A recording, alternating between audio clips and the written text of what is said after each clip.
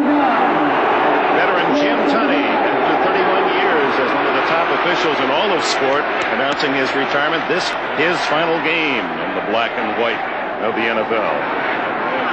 Dr. Jim Tunney. Thank you. Thank you.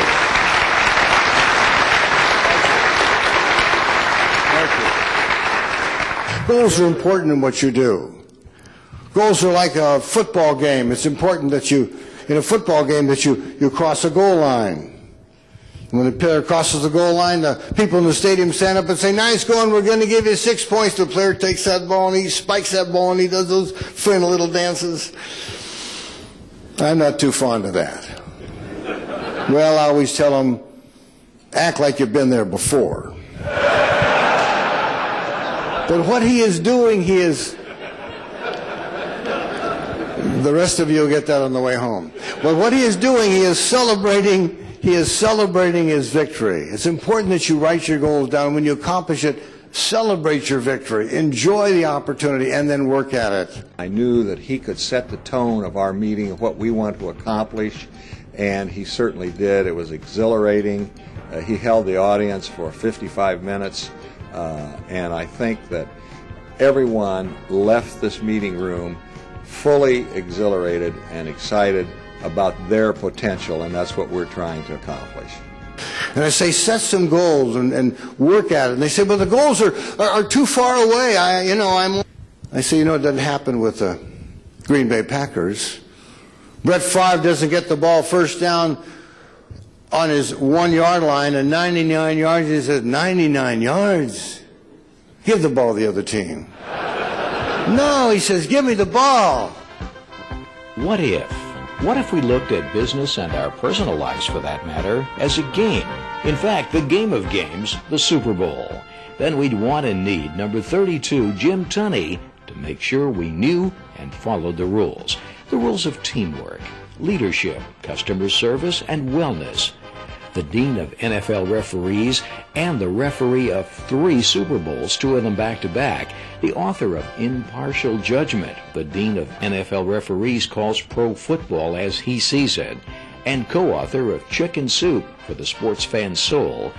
Dr. Jim Tunney brings your audience powerful stories, anecdotes, and lessons from the gridiron that are seasoned with his special blend of side-splitting humor. Holder of 3 prestigious honors from the National Speakers Association, the CSP, CPAE Speakers Hall of Fame, and the year 2000 Cavett Award, Dr. Tunney's platform prowess is truly of world championship quality. So to elevate your next meeting to that Super Bowl level of excitement, you need the life lessons of Doctor of Education and professional speaker extraordinaire, number 32, Jim Tunney. That's all the statistics that I do. You've got to be fed up with data, numbers. I'm impressed with 1 billion in 1999, however. And a 12 or 13% growth. Oh yeah, that's exciting. And ROE for 14.9%. And Unicover 5. I have no idea what that is.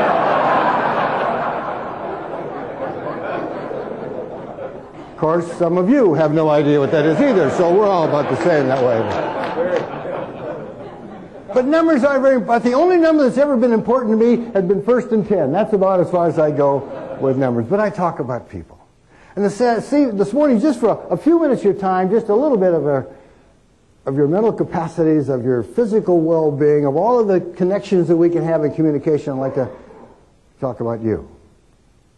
I'd like to talk about you and your personal power. We'll talk about the value of teamwork, how SBUs and SSUs can work closer together to have a stronger organization. Do you ever think about teamwork as a hand? See, my hand is very important to me, all 5 members. I don't want to lose any one of those guys. When I bring my hand together as a fist, it's that much stronger, isn't it? Evander Holyfield never went to fight with his fingers, but he does with his fists. There are 2 types of audiences that benefit most from my programs. One, the winners, the champions, the successful people. How do you maintain that consistency of successful approach? How do you maintain a consistent approach to the client, to your customer? Dealing with a successful audience is a great challenge for me because, you see, I tell them, if you're as good today as you were a year ago today, you're worse.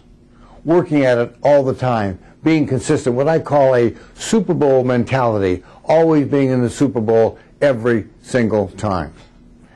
The second type of audience is, well, those who've had tough times. May think of themselves as a failure. They're not failures, but you certainly can get that thinking. Maybe they've had a bad day, a bad week, a bad month. Ever happened to you? It has to me. We all have some tough times. How do you get back up? I've heard for years that failure is not getting knocked down. Failure is not getting back up after you've been knocked down. How do you get back up? Those are the kind of audiences that I enjoy working with, the challenge that presents itself to me there.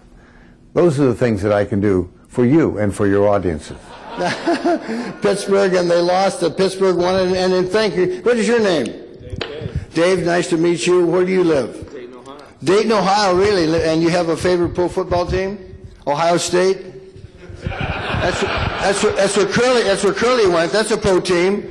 Most of those guys, yeah, most of those guys have to take a cut and pay to get in the NFL. Dave, that's terrific. Give Dave a nice hand. Thank you, my friend. That's great.